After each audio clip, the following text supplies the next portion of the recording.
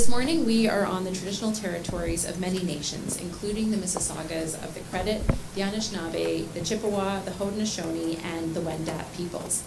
Je suis vraiment heureuse d'être parmi vous aujourd'hui. C'est le jour de célébration d'une longue année de travail dur, et je suis vraiment contente d'être ici. I'm really happy to be here. It's a day of celebration after a year of hard work, and it's a pleasure to be in Toronto and to be joined by the Deputy Prime Minister, by Ministers Lecce and Williams, and a big thank you to the Toronto Pinnacle YMCA Childcare Centre for hosting us today. In just one short year, we have signed over 13 bilateral agreements with the provinces and territories. We have made tremendous progress from coast to coast to coast in making childcare more affordable, more accessible, higher quality, and more inclusive. And with that, I would like to turn to Deputy Prime Minister and Minister of Finance, the Honourable Chrystia Freeland, to make some remarks. Over to you, Chrystia.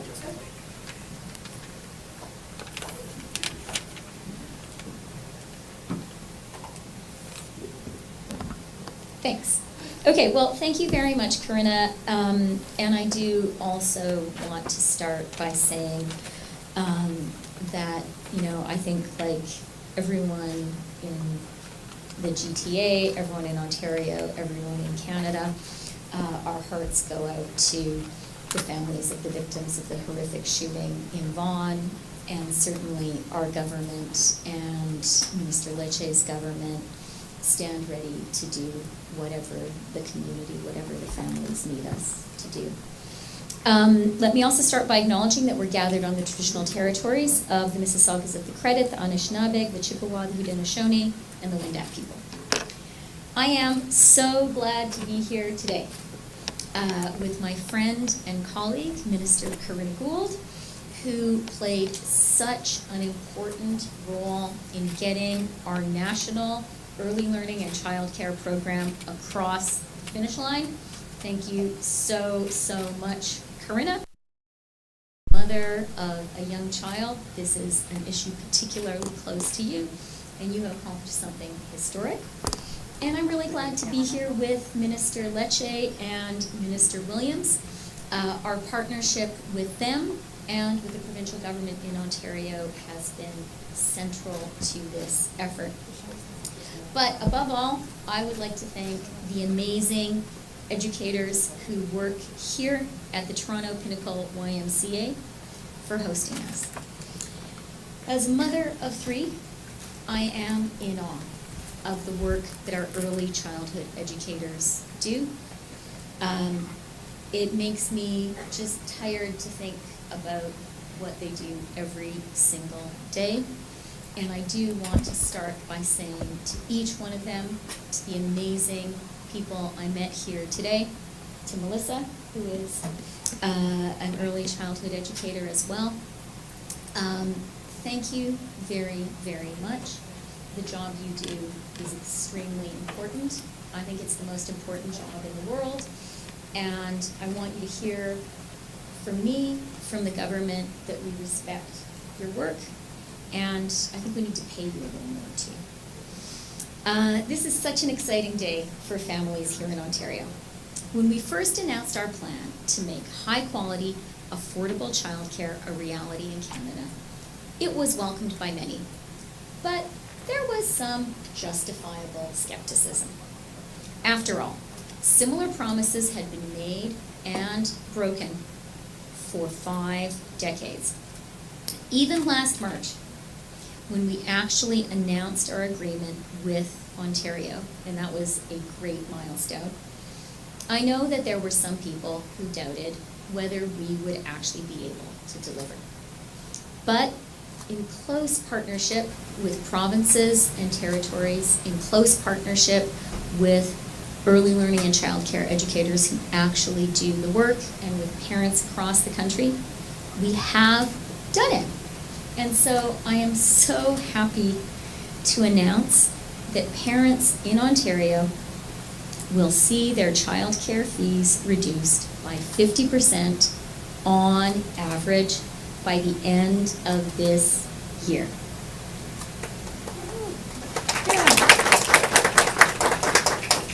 And Ontario is on track to see childcare fees of just $10 a day by March of 2026. Cutting fees in half could save parents in Ontario about $6,000 per year per child. And as families here in Ontario are dealing with elevated inflation, those savings will need real relief. We were speaking earlier today with Corinna, with Ministers Lecce and Williams, and all of us have spoken to families who have told us what a big difference it is making. Some people have said they're going to be able to afford Christmas presents for their kids because of these fee reductions. Really, really important. Affordable childcare also means that women in Ontario do not have to choose between their career and their family. 82% of Canadian women in their prime working years had jobs in November. That is the highest number on record in Canadian history, a true milestone. And what it tells you is that our national system of early learning and childcare is doing exactly what it was intended to do. This is social policy, for sure.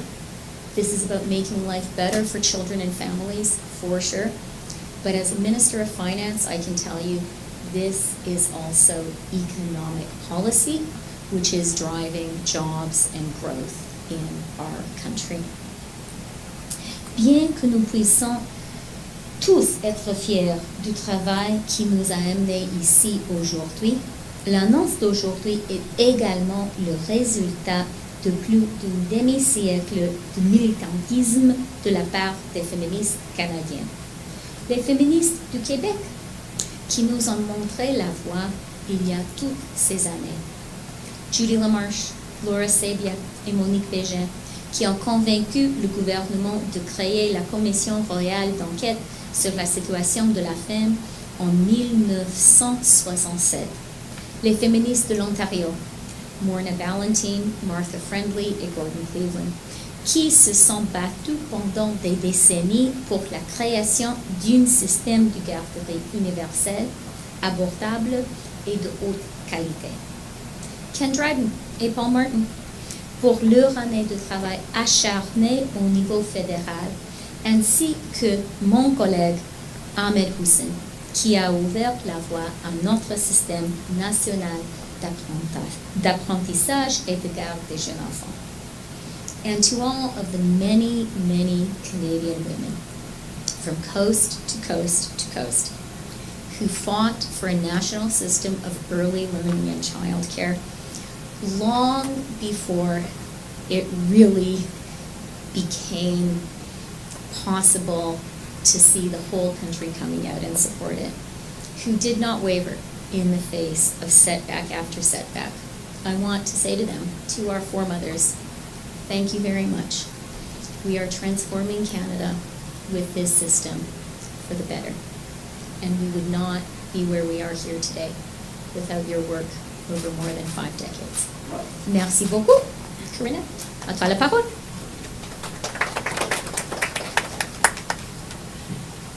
Thank you so much, Christia. I'll just raise this a little bit. I think we need to add to that list Christia Freeland, because we would not be here today without the visionary decision and leadership and funding of $30 billion over 5 years had we not had a finance minister and a prime minister who were committed to understanding that this is not just good social policy, but this is really smart economic policy. And that 82% figure that was just referenced, it's proof in the pudding that we are making a difference right here in Toronto, in Ontario, and across the country. So thank you, Christia, for your vision and your leadership as well. C'est vraiment une journée de célébration aujourd'hui, avec l'annonce d'aujourd'hui d'une réduction de 50% pour les familles en garderie ici à Toronto, en Ontario. ça rend presque tous le pays dans une période de réduction de frais de garde de 50%. Today is a day of celebration with today's announcement here in Ontario that Ontario families and licensed childcare will be receiving a 50% fee reduction by the end of this calendar year. That means that almost the entire country, from coast to coast to coast, will have seen fee reductions of 50%. And as Minister Freeland was saying, these are real savings in real pockets of real Canadians. I have had the opportunity to travel to every single province across this country and almost every territory over the last 12 months. And the stories that I've heard from parents about the meaningful difference that this is making in their lives fill you up with pride, but fill you up with the conviction to know that this is the right thing to do. You know, Minister Freeland talked about parents who've said, you know, they're able to buy Christmas presents. I've talked to families who have said when they go to the grocery store, they're not deciding as to whether they're going to buy meat or not. That the difference that this is making in the lives of families across this country is so meaningful.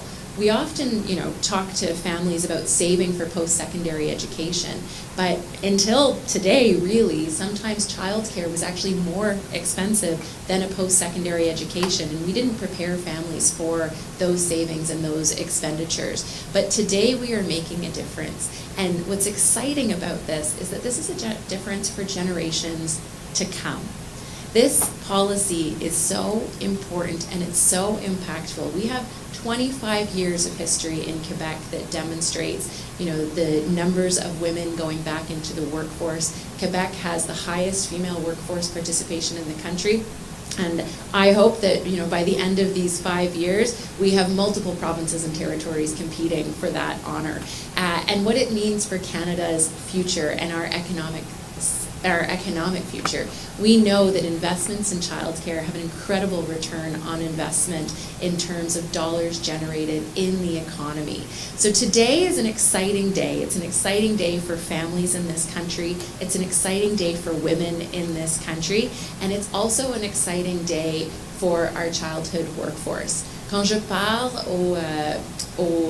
aux éducateurs et éducatrices de partout dans ce pays, et je parle aux étudiants qui sont en train d'étudier pour être une éducateur ou éducatrice de petite enfance, ils disent que cet investissement, cet commitment aux garderies, aux petites enfances, c'est une validation du carrière qu'ils ont choisi. C'est une valorisation de le travail qu'elle fait à chaque jour. La ministre Freeland a parlé de l'importance des éducateurs et des éducatrices, et nous savons que sans eux, nous n'avons pas un système. Ils sont vraiment au cœur de notre système. And so making sure that we have a full picture. Today's announcement is about fee reductions, it's about space creation, but we know that in order to have that successful system, we must also ensure that we are having high quality, well-paid, supported early childhood workforce. So I hope that we are all in celebration. You know, one of the other things that we are celebrating is the fact that just 2 weeks ago, we introduced, or less than 2 weeks ago, we introduced federal childcare legislation which commits the federal government long-term to funding, but also to early childhood and childcare within the Federation. And so we have many more milestones to achieve, but today is a very, very exciting day. We're pleased to be here with our provincial partners, and with that, I would like to turn it over to Minister Lecce and Minister Williams. Over to you.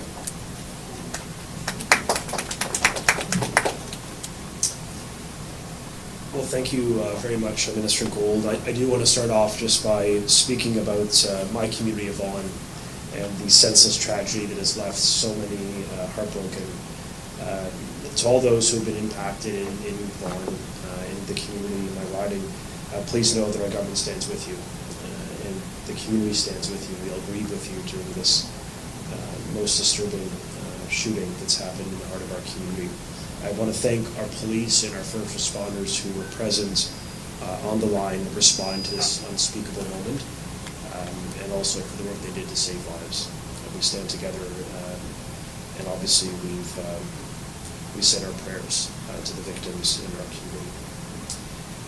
And I do want to thank Minister Gould and Minister Freeland, and of course Minister Williams, for joining as we celebrate the good work being done here at the Pinnacle YMCA and frankly right across our province. You know, for too long, childcare was inaccessible and entirely unaffordable for so many Ontario families. Parents have said the cost of childcare was equivalent to their mortgage, sometimes more. Many mothers said that they were forced to choose between working or having a child at all. And this reality will be part of our collective history, because starting January 1st, we are proud to deliver a 50% reduction in childcare fees, which is going to save families significantly. Parce qu'à partir du 1er janvier, nous sommes fiers d'offrir une réduction sans compression des frais de garde d'enfants. A 50% decrease in childcare fees will save anywhere between $6,000 and $10,000 per child. It's why we're excited to be here at the Y to promote our plan to provide relief to families. Let me recognize the strong partnership with all levels of government, with all operators, and with our families working together to get this done. Earlier this year, in March, Ontario's government signed this historic $13.2 billion national child care agreement with the federal government that includes additional year of funding. And I'm proud to say that since then, 92% of our licensed child care operators have enrolled in this program. This is significant for Ontario families and parents because it ensures that their choice is respected and as many families are supported. Because of this, parents with children under the age of 6 in these participating centers are already receiving an average of 25% in savings that were retroactive to April 1st. By the end of this month, I'm proud to announce that parents will see their child care fees further reduced by up to 50% on average, as noted, saving $6,000, but for some kids, for infants here in downtown Toronto, upwards of $10,000. And it's going to make a big difference with $1.9 billion in savings planned for year 2023 alone to help working parents. And this relief is especially important as we enter the holidays. Today, I'm also pleased to announce our plan to increase childcare spaces, in addition to saving families 50% by January 1. We're cutting down costs to 50% on average and creating and supporting the creation of 53,000 new licensed childcare spaces by the end of December 2026. We're cutting fees and announcing startup grants to ensure that spaces are created in the communities where they're needed the most. From helping single parents to children with special education needs to everyday parents living in communities where we're realizing significant growth, we are ensuring we create spaces to address the modern workplace, including to assist parents who work in shifts through the night and on weekends. Because of our partnership with the federal and local governments, we are delivering a deal that works for this province here in Ontario. And that means support for parents in both not-for-profit and for-profit centres like here at the Y. This means working with families in Ontario so that they have flexibility to choose the childcare that meets their needs. In addition to announcing that 50% reduction in childcare fees starting January 1, we're also announcing those capital startup grants, which are provided to operators to incentivize the expansion of spaces in communities small and large.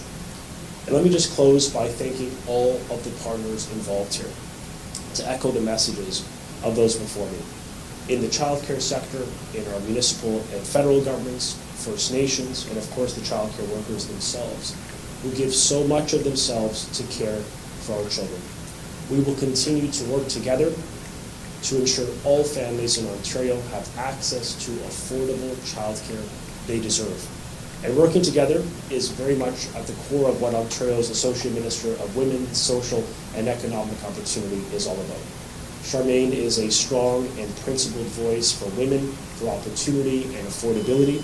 And so it is my great honor to welcome my friend, the Honourable Charmaine Williams, to the podium this morning. Thank you all.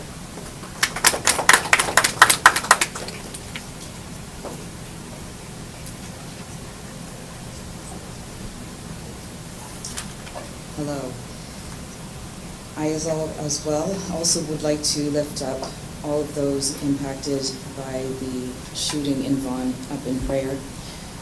My thoughts and prayers are with you all.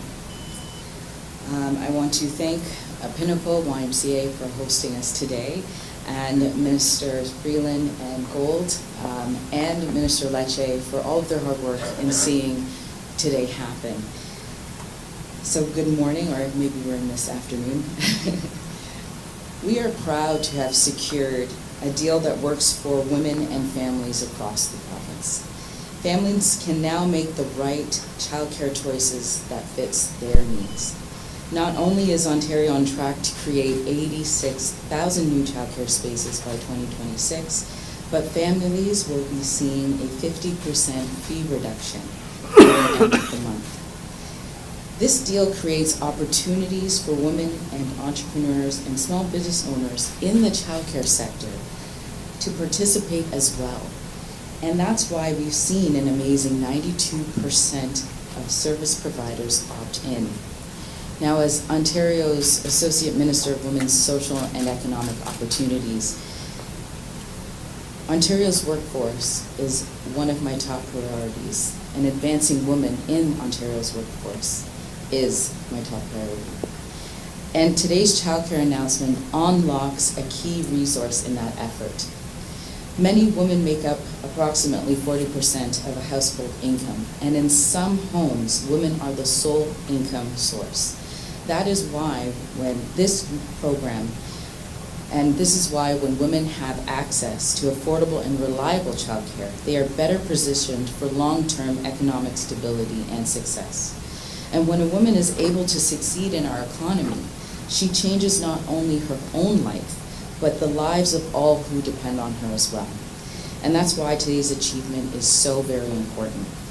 Through this partnership with the federal government, we're supporting families right here in Ontario with more than $1.9 billion in financial relief. And we're creating thousands of new childcare spaces across the province. And we're supporting female entrepreneurs and empowering those looking to enter the workforce and stay in the workforce. These are huge wins for everyone. And as a working mother of 5 children, I truly understand the importance of childcare. I am so thrilled about this announcement, and I know it's going to positively change the lives of so many Ontario women and families. Because when women and working families succeed, Ontario succeeds. Thank you, and I will hand it back over to Minister Gould. Great, thank you so much, Ministers Lecce and Williams. We can achieve great things when different levels of government work together, and I think today's childcare announcement is an example of that when we get together and we row in the same direction, ultimately it's Canadians who benefit. And it's really thrilling to be here at the YMCA. The Y is the largest childcare provider in Toronto, in Ontario, and actually in Canada.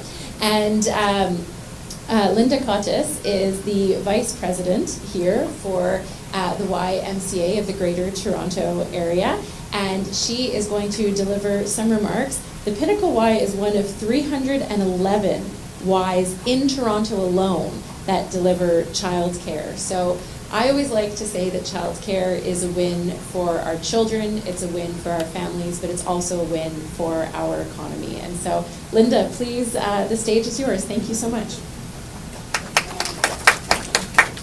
Good afternoon.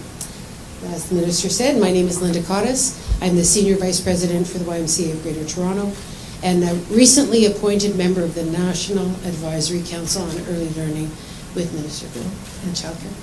Thank you to the Minister, government representatives and special guests, and our truly incredible YMCA educators. I want to officially welcome you to Pinnacle YMCA Childcare, one of our more than 311 locations in the Greater Toronto Area. It's one of over 800 in the province of Ontario and 1,250 locations across Canada. What we heard today in the remarks is it's a very important milestone on the journey to an inclusive, publicly funded early learning and childcare system in Ontario. The YMCA of Greater Toronto has been offering licensed childcare since the late 60s, and we've developed YMCA Playing to Learn curriculum and have regularly encourage the government to invest more in our youngest learners and their families through licensed childcare. We are happy to see all levels of government listening, taking action, and working together to get this done. It's not easy work, but nothing worth doing is ever easy. Our educators know this well. They play a pivotal role in the foundation for education and discovery throughout a child's entire life. Children are inherently curious and ready to learn. Our educators tap into this enthusiasm and help children grow into creative, independent, and healthy children. Our educators are remarkable, and we need to work together to carve a path forward to recognize their true impact on children and families. We can't talk about a vision for childcare system without talking about the educators who make it happen. We need a robust, early learning, early childhood education workforce to deliver on increasing access, to support inclusion, and to enhance overall quality in the childcare sector. The 50% reduction is an incredible step forward in the journey to support children and families across Canada and here in Ontario. But affordability alone will not create a comprehensive system we need. We're ready to work with our partners in government and build on this momentum as we look forward to 2023. Thank you. Thank you so much, Linda, and thanks to the Y for your decades of work in childcare and really helping to build out those systems. I would now like to invite Melissa Kwan, who is a parent with a child at the Y here in Toronto, to say a few words. Melissa Kwan. Good morning, everyone, and thank you for inviting me to share what this means to me and my family. It's definitely a huge relief to have our childcare fees cut in half. I have 3 children, and for many years, childcare has represented the single largest expense in our household. Cutting these expenses in half will make a huge difference to us as a family and to many working families like ours. Especially these days as the cost of everything continues to rise, it's good to know that there will be some relief when it comes to childcare. I think it's fantastic that governments are making the investment in children and families. Raising kids today is expensive, and childcare is a huge part of that. My oldest 2 started childcare years ago, and my youngest is in childcare now, so I've been feeling that weight for many years. But with the savings I'll have from further reduced fees in January, there will be more wiggle room to better support my family. There will be more in my pocket each month to invest in my family's needs, like my home, my kids' future education, and extracurriculars. As an educator myself, I know how much effort goes into caring for our kids. And as a parent, I feel so fortunate to have them in an educational, nurturing environment here at the Y. It really helps set them up for success. I'm so happy the government is making children a priority. And I'm thrilled for so many families that will get the benefit of affordable early childhood education through these agreements. Thank you so much. Thank you so much, Melissa, for sharing with us today. And I have to say that it has been so rewarding to travel across this country and to hear from parents, particularly mothers, what this means to them. Pretty much in every province or territory that I've traveled to, I've spoken to moms who have said that they're now able to go back to work, that these fee reductions mean that their family can afford this. And what that means is long-term financial stability. It has a direct impact today, but it also has a long-term impact. So thank you so much for coming. I think today is a celebration. We're thrilled you can be here. That concludes the formal part. We're now going to open it up to the media. I'm going to turn it over to Edge Fan so that we can answer questions. Over to you. Yeah, we'll take questions from the media. Please state your name and your outlet before asking the question and your questions directed to. Brendan Kennedy from the Toronto Star. Minister Gould, in October you wrote a letter to Minister Lecce to express some concerns that you had about how the Ontario government had changed the funding guidelines for daycares opting into the program, specifically how they removed some cost control mechanisms. As far as I know, those changes haven't been reversed. Do you still have those concerns? So as we talked about last time, letters is how governments communicate to each other. It's not a super exciting way, but that's important. But I can say that we continue to have a really good working relationship, and we've forged a path forward. And I would also say that the numbers of 92% enrollment in Ontario are really positive and really good, and so we're happy with how that's going, but we're going to continue to have conversations and to make sure that we can collaborate together. I guess for Minister Lecce, the revised funding guidelines for 2023 I don't think have been released yet. Do you expect that the changes that were made in August to remain in place? Our priority is really just to help universalize access to affordable childcare. I mean, as you know, childcare fees rose by over 420% under government's past, and I think we all could accept that's an unacceptable reality for working parents. So we built out a plan that listens to the best advice of operators. We've set up our own task force with Lynn and others who participate on to give advice to government on how to navigate, move forward, to reduce fees, increase access, and make sure that we're really increasing those spaces in the communities that need it the most. So we look forward to continuing the conversation with every level of government, with operators themselves, with the workers, with respect to the way forward. But we do believe the plan in place for 2022, for 2023 and beyond will allow us to get to $10 on average by year 25 as per the stipulations of this agreement, which is really the benchmark we seek to deliver on. Affordability by January 1 of this year, 50% reduction, $6,000 on average, up to $10,000 for some children, for example, here in Toronto, and systematically those fees going down until we hit $10. So we believe the plan is in place, and I really appreciate the value-added input of many sector stakeholders. Because for us, the bottom line is making childcare affordable for parents. Hi there, I'm Marie Morrison, CBC. Minister Lecce, condolences to those in your riding. Thank you. Just a quick question. I know that there's a police update around 2 o'clock. Is there anything any update that you can provide in the interim? I will defer entirely to law enforcement who acted swiftly yesterday and continue to be present today in the city of Vaughan. York Regional Police, the chief has also spoken and commented on this, so I will defer to law enforcement as the investigation is active. Just really from my profound sense of loss. I know that building very well. I have family that lived in those condos. I visited pretty much every Christmas for their holiday parties, so it's a really nice community, very good people. A lot of seniors, just a lot of good people who live there, so it's just tragic as it would be in any community, but in Vaughan, far too often I think many families are seeing these senseless attacks, and I think we all are resolved to confront and counter the rise of violence in our communities, and that's something I know the province is very much committed to doing. My follow-up, Minister Freeland. And if you don't mind English and French, that would be great. With this deal on its way to meeting objectives, minds turn to the next big transfer to the provinces. How much is available for healthcare? And have you started bilateral talks towards that on a similar basis with billions available in return for common objectives? Well, thank you very much for the question. And I do actually want to start by saying something about what was remarkable about today.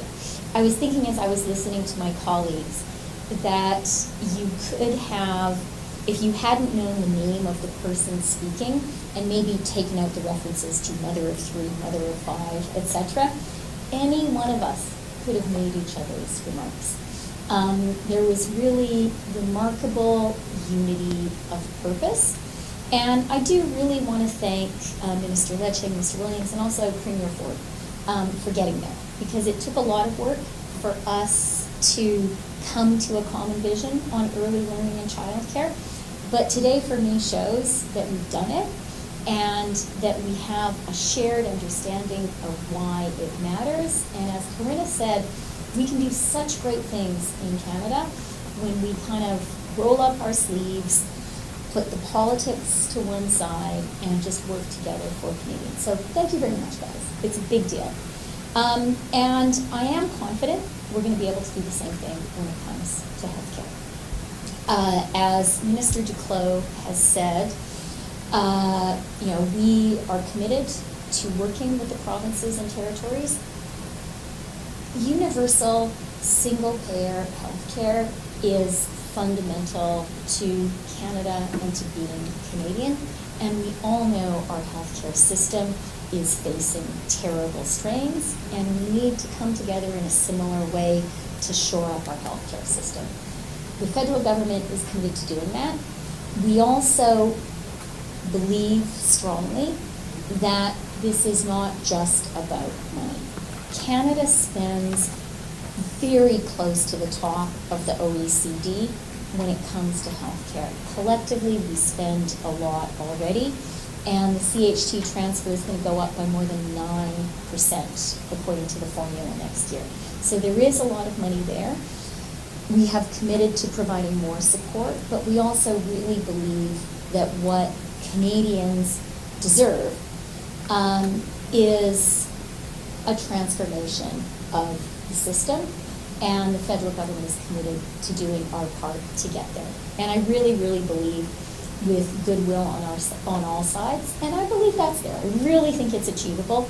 I think we're going to get there just as we did with early learning and childcare. Alors, concernant les soins de santé, notre gouvernement comprend les inquiétudes, les frustrations des Canadiens et Canadiennes. Nous avons vraiment une situation inacceptable aujourd'hui dans les soins de santé autour du pays, et nous devons travailler ensemble.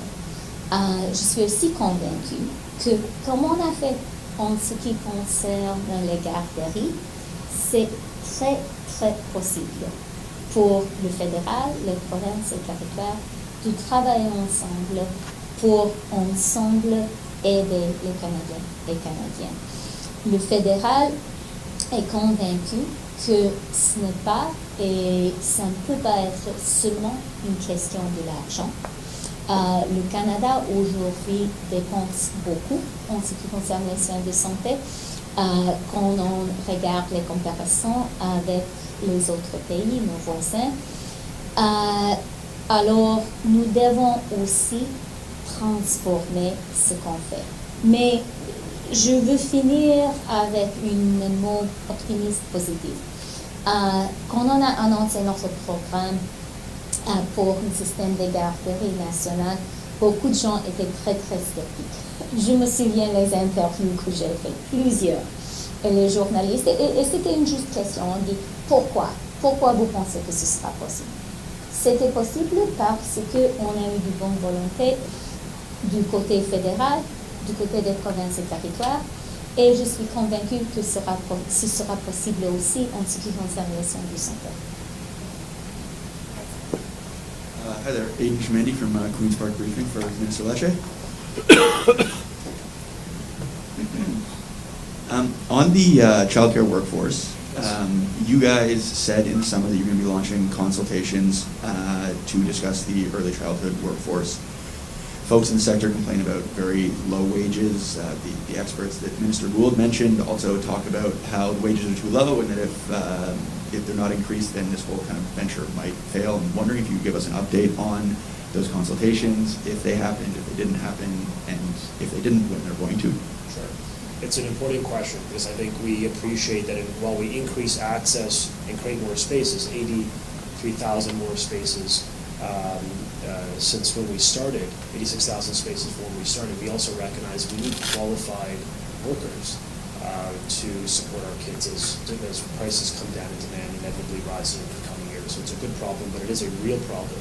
And we have a plan. Part of this agreement is to increase wages $1 per hour every year, minimum of $18 per hour. And today it will rise to $19 on January 1, and of course continue to increase year over year. The consultation continues to be underway, really to help guide us on what else can Ontario and governments do together to incentivize workers to enter into this really rewarding space and to stay within that space, because we do have many that will enter, but perhaps after a few years they may leave. So we do understand the correlation of competitive wages and the maintenance of our staff. It's why we have a plan to increase their wages. It'll rise to $25 per hour by the end of this agreement. And keep in mind, this program, the federal government, is for children 0 to 6 years old. The province unilaterally extended funding using provincial resources for children in care for 6 to 12. They're not included in the agreement, but we still increase the wages of those workers as well. We thought there had to be an equitable increase, and we didn't want to see a massive shift of workers leaving one constituency of work to the more earlier years. So we're going to continue to increase wages every single year in the agreement, in addition to hire more workers. Just a few weeks ago, I announced an expansion of the dual credit program, 420 spaces specifically for early childhood educators to really help accelerate and increase the amount of staff entering within our spaces. And of course, we've allowed private career colleges, public colleges, a variety of vehicles to make sure as many people enter this rewarding space and recognize the huge rewarding opportunities that come with working in places like here in Hawaii. I'd like to follow up on that, but I got another one from my colleague. A few months ago, you said, you asked the Ontario Colleges of Teachers to review its professional standards, given the controversy around how a teacher in Oakville was dressing. The teacher's dress continues to make news, and the school was even put in a lockdown last month after a bomb threat was directed at the teacher. Is your government still working on any ways to resolve this situation for the students at the school?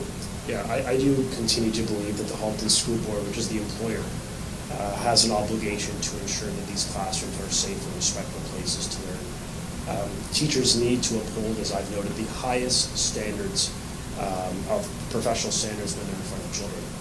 And so I do not believe the board administration has done so to date. And I do believe the Ontario College of Teachers corroborated this principle. They said that the board has the necessary authorities to enforce those standards. So I expect them to do so. Obviously, we continue to believe that kids should be in school to learn, to be supported, to feel safe. And I want that to be the reality for every child in Ontario, including those in the GTHA and Halton and beyond. Hi, Alison Jones with the Press. I wanted to follow up on the recruitment and retention subject. And you mentioned how you're going to hold consultations to hear what more can be done. And we know one of the main things applicants have been calling for is a wage grid. And from what I can tell, Ontario is, I think, one of the only provinces that doesn't include a commitment to one in its agreement. So I'm going to sneak in a two-parter here. For you, I'm hoping to hear if that's on the table. Is it something you're actively working towards? And for Minister Freeland, I think I heard you say in your opening remarks that ECEs should be paid more. So I want to hear if, a wage grid or perhaps a higher minimum wage is something that you would like to see in Ontario. So we agree with the premise that our workers need to be paid more, which is why part of this agreement with the federal government confirms an increase of $1 per hour every single year in the agreement starting this January, where wages will lift to $19 as a minimum in the province of Ontario. The consultation is to help guide broader changes to create incentives to maintain, retain, and ultimately recruit more workers, qualified workers within our childcare spaces. We're going to need many more workers because we're going to create many more spaces as we reduce fees, 50% by January 1 of this coming year, all the way down to $10 by year 2025. And I just want to ensure that the province will stay listening to our childcare operators, to parents and workers, and to the economic interests of the province and country to make sure that we've got a flexible childcare system that respects the choices parents make wherever they choose to send their kids. But also that allows us to grow our labor force, expand the economy, grow the economy, and allow people to work instead of having to stay home because of the economic disincentives. It's just so expensive to afford childcare. I'll defer to the federal government for the rest. Great, thank you. Look, we totally understand that there's A, no system, and B, no expansion of the system if we don't have the talented, qualified, and well-compensated labor force to work in it. Because when we talk about space creation, well, you have to have workers to create those spaces. Wages, however, are provincial and territorial jurisdiction. So each agreement that we have asked the provinces and territories to come up with a wage grid. Many provinces have announced their wage grid. Not all have done that. Some, like Ontario, continue to do that workforce work. But one of the things that I will note is that there is funding available within the bilateral agreements, but there's nothing stopping a province or territory from adding their own resources, like Ontario did for the 6 to 12 for ECEs that are caring for children 6 to 12. But I'll note that New Brunswick, for example, added about $54 million of their own dollars to increase wages to $23.40 an hour. Nova Scotia, Newfoundland did the same to get up to $25 an hour. The Yukon did that to get to $30 an hour. Manitoba did that for pension and benefits as well as wage increases, as has British Columbia. So, it's a partnership. We're working together, and certainly within the agreements themselves, but we always encourage provinces and territories to add their additional resources to make those wage top-ups. I have a question for Minister Freeland on behalf of an Ottawa colleague. Quick follow-up, so that was already two, and we have one left. I think there's probably time for Chris as well. So the question is that the Auditor General's report on COVID benefits highlighted that the benefits helped the economy rebound from the pandemic, but at the same time raised concerns about ineligible payments and the lack of data to track the effectiveness of the wage subsidy program. In hindsight, what do you think their lessons are to learn from the delivery of these programs, and what would you do differently next time?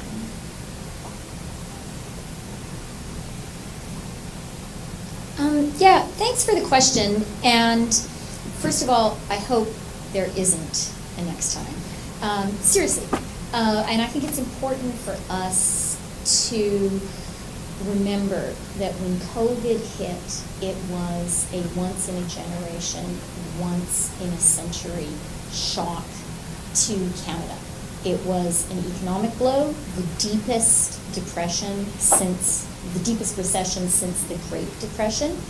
It was a social shock. Remember how traumatizing that was, how afraid we were, how hard it was to so many of us have to go home and stay home, how hard for the essential workers who had to go to work before there were vaccines and be really afraid. And thank you very much for that. And for our healthcare workers. So let's really, in judging actions taken in a crisis, in an emergency, remember that it was an emergency. I would also add to the conclusion around the economy. You cited the conclusion with which I very much agree, that the emergency support the federal government invested in getting Canada through COVID in purely economic terms was money well spent. It allowed us all to get through COVID without deep economic scarring. And you see that particularly in the jobs numbers. 117% of jobs that we had before COVID have been recovered. A tremendous jobs recovery compared to just 105% in the United States. You see it also in the fact that our businesses, very much including our small businesses, are still alive and kicking. And there was nothing inevitable about that. But I do want to cite one other very important fact about how Canada got through COVID. Over the summer, David Naylor and a group of researchers did a report, and they looked at how many additional people in Canada would have died had we suffered U.S. levels of mortality. And they concluded that an additional 70,000 Canadians would have died. Think about that. That's the population of Fredericton. And those are our parents, our grandparents, our aunts and uncles who are still here because as a society, we took really tough measures that kept people alive, kept people safe, and we got through it with our economy intact. So overall, I think as a country, the provinces, the federal government, cities, individual Canadians, healthcare workers, I think overall, without kind of breaking our arms, patting ourselves on the back, but I think overall we can feel like we did a pretty good job in a once-in-a-century crisis. And I think that applies to the federal government's approach when it comes to supporting the economy and providing that floor that made it possible for us to get out of it with our economy intact, and also to put in place the really tough health protection measures that we needed to get through. Thank you. Hi, it's Chris Rochelle from the Toronto Star. My questions are for Minister Lecce. I wanted to ask you about the 86,000 spaces. The FAO and advocates have said it's not going to be enough. So is this going to be enough to meet demand, or what are you going to do? Well, we do agree we need to build more spaces. Part of today's announcement is a commitment to allocate over $210 million of startup grants to incentivize growth in communities that need it the most. And we think that's really positive to move forward with a program that will incent the creation of roughly 27,000 spaces that are going to be eligible for growth. And what that means is we're providing upwards of a maximum of $350,000 for up to 50 spaces created. That is going to provide a massive financial incentive to operators to build spaces and to build them according to the growth where we need it most in Ontario, be it in some of our rural communities that are underrepresented, for children with special education needs, and just for other communities across Ontario where we're seeing explosive population growth. Keep in mind, we have hundreds of thousands of people moving to the country, part of our national immigration targets, and so we're going to need to continue to build spaces. And so the province of Ontario has a plan to expand childcare spaces within our publicly funded school system. We have a plan to build in for-profit and non-profit through the announcement of today's startup grants, providing literally over $200 million directly into our operators' pockets, which we believe will incentivize growth in the places and in the communities we need it the most. So this is definitely a positive starting point with the recognition. We're going to continue to work with all levels of government to keep building capacity, building spaces, and reducing fees for the families of this province. And just circling back to the issue of the halting board and the dress code issue and how the board has handled it, what more would you like the board to be doing? Look, I think the bottom line in our position is that when kids are in front of staff, we expect them to uphold the highest standards of professionalism. Many families in the community have expressed profound concern with the management of this issue. And so we reaffirm our expectation with the school boards as employers that they act in the interest of children, and they listen to the voices of families, of the kids themselves in various schools, and parents who want their kids to go to work, go to school, focus on learning, and not have to deal with, threats of violence or lockdowns or incidents that are very distracting and frankly unacceptable in any school environment in the province. Last question. Hi, Dave McGinn. My question is for you as well, Mr. Lecce. I was just wondering, of the 86,000 spaces that you build, what sort of factors will go into determining where those spaces are created? Yeah, it's an important question. So we have a growth plan that is being unveiled today where we're really targeting growth in areas that have been historically underrepresented. We're going to see growth happen organically. Thousands of spaces open up every year in this province, in the province of Ontario, since we came to power in 2018. But we recognize we really have to focus in and lean into space growth in the areas that need it. So rural communities have disproportionately underrepresented numbers of spaces for their populations. Children from racialized communities, likewise Indigenous, we've seen a great underrepresentation for the lowest income. And of course, in high growth communities, both small towns are experiencing it and big cities. So we have a plan that really focuses in on those constituencies and communities and families that need it the most.